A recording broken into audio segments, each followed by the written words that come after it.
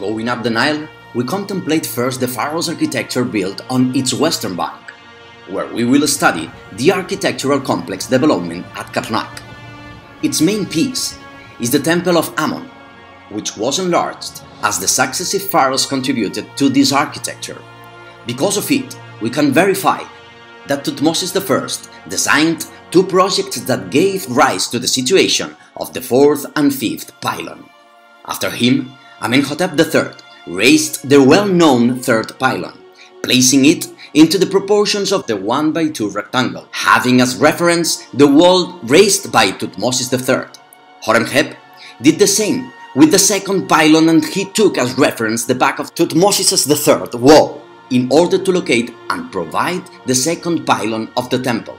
Finally, Shoshenq I gave shape to its great yard in front of the new pylon, following the proportions of beta prime rectangle, which would be the limit where the first pylon of the Great Temple of Ammon would be built.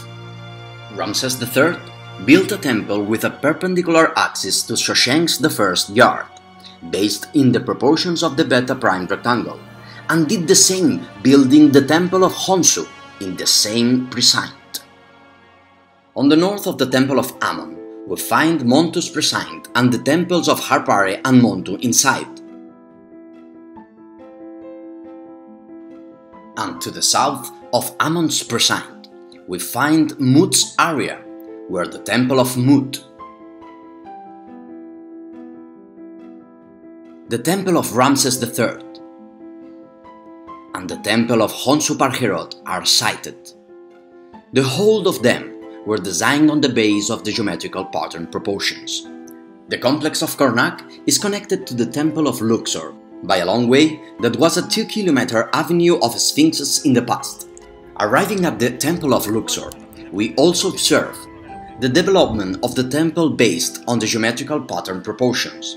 It has its origins in the Middle Kingdom, the same as the Temple of Karnak, and it follows the proportions of alpha rectangle.